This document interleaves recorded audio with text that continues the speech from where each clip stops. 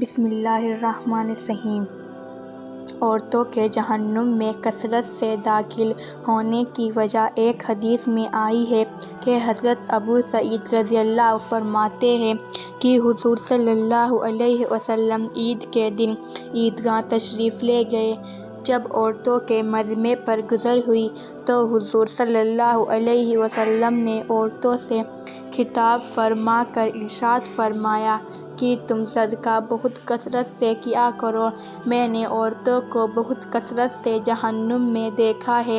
انہوں نے دریافت کیا، یا رسول اللہ، یہ کیا بات ہے؟ حضور صلی اللہ علیہ وسلم نے فرمایا کہ عورتیں لعنت، بددعائیں بہت کرتی ہیں اور خاوند کی ناشکری بہت کرتی ہیں۔ 6 گناہ اور شدید عذاب۔ ہمارے پیارے نبی صلی اللہ علیہ وسلم نے جو 6 عورتوں کے گناہ اور عذاب کا ذکر کیا ہے وہ یہ ہے۔ نمبر 1، عورت کا بے پردہ۔ پہلی عورت کے بارے میں آپ صلی اللہ علیہ وسلم نے فرمایا کہ میں نے ایک عورت کو دیکھا کہ وہ اپنے بالوں کے ذریعے جہنم کے اندر لٹکی ہوئی ہے اور اس کا دماغ ہنڈیا کی طرح پک رہا ہے۔ پھر نبی کریم صلی اللہ علیہ وسلم نے ارشاد فرمایا کہ جس عورت کو میں نے سر کے بالوں کے ذریعے جہنم میں لٹکا دیکھا اور جس کا دماغ ہنڈیا کی طرح پک رہا تھا، اس کو یہ عذاب گھر سے باہر ننگے سر جانے کی وجہ سے ہو رہا تھا۔ وہ عورت نامحرم مردوں سے اپنے سر کے بال نہیں چھپاتی تھی۔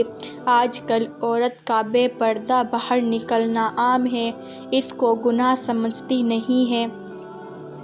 حالانکہ شریعت نے صرف چہرے اور دونوں ہاتھوں کے ہتھیلیوں اور دونوں پیروں کے سوا مکمل سطر چھپانے کا حکم دیا ہے۔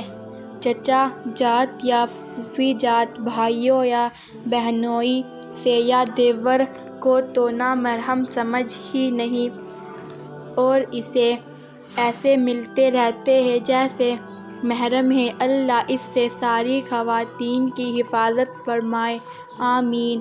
نمبر 2، زبان درازی۔ زبان کی تیز۔ دوسری عورت کو اللہ کے رسول صلی اللہ علیہ وسلم نے دیکھا کہ وہ زبان کے بل جہنم کے اندر لٹکی ہوئی ہے کہ آپ صلی اللہ علیہ وسلم نے فرمایا یہ وہ عورت ہے جو زبان درازی سے اپنے شوہر کو تکلیف پہنچایا کرتی تھی۔ بعض عورتیں چھوٹی چھوٹی باتوں پر اپنی زبان سے شوہر کو تکلیف پہنچاتی ہیں۔ روایتوں میں ہے کہ جس عورت کا شوہر اس سے راضی نہیں ہے تو وہ گنہگار ہوگی۔ بات بات میں لڑنا اور شوہر سے بدتمیزی کرنا جیسی ان کی عادت ہو۔ بعض شوہر بھی اپنی بیوی کو زبان سے بھلا برا کہتے ہیں جو ہرگز جائز نہیں۔ لیکن ابھی کا ذکر خواتین کے عذاب کے بارے میں ہے، لہٰذا خواتین اس سے پرہیز کریں اور اپنے شوہروں کے ساتھ حسن سلوک کریں۔ نمبر 3، ناجائز تعلقات۔ تیسری عورت کو حضور صلی اللہ علیہ وسلم نے دیکھا کہ وہ اپنی چھاتیوں کے بل جہنم میں لٹکی ہوئی ہے اور آپ صلی اللہ علیہ وسلم نے فرمایا کہ یہ وہ عورت ہے جو شادی شدہ ہونے کے باوجود دوسرے مردوں سے ناجائز تعلقات رکھتی ہے۔ آپ صلی اللہ علیہ وسلم کا ارشاد ہے، حیا ایمان کی ایک شاخ ہے۔ ناجائز رشتے سے شروعات بے حیائی سے ہوتی ہے۔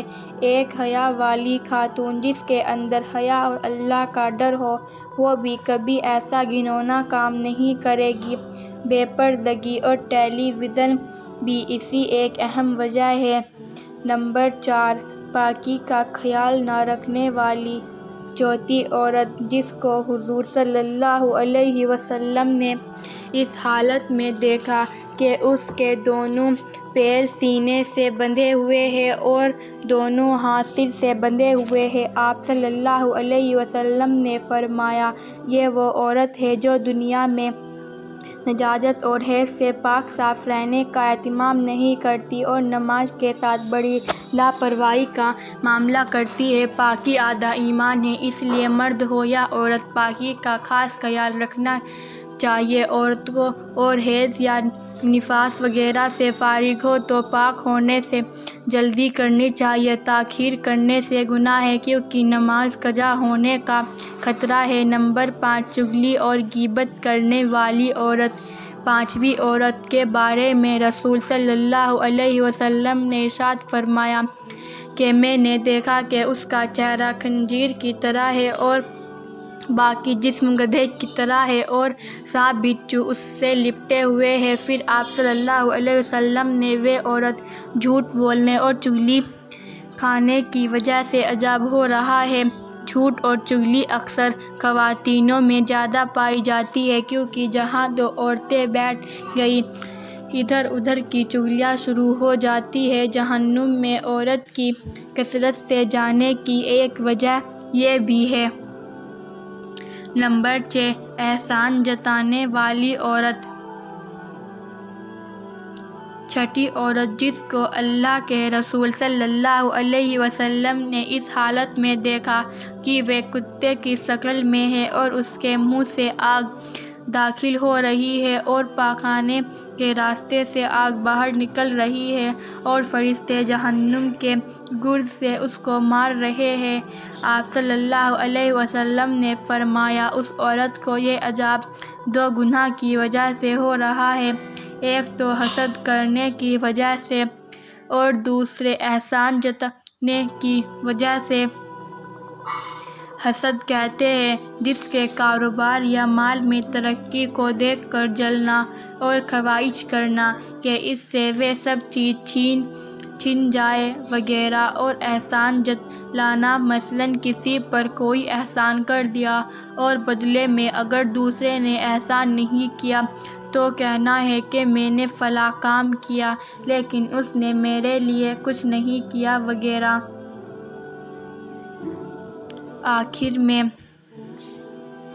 سارے گناہوں سے بچنا زیادہ مشکل نہیں ہے، اس سے ہر خواتین آسانی سے بچ سکتی ہے، لہٰذا یہ عزم کرے کہ کبھی بھی یہ سارے گناہ نہیں کرے گی اور اگر بھول سے ہو گئے تو اللہ تعالیٰ سے معافی اور استغفار ضرور کر لے۔ اللہ رب العزت سے دعا ہے کہ تمام خواتین کو اس گناہ سے بچنے کی توفیق عطا فرمائے، آمین۔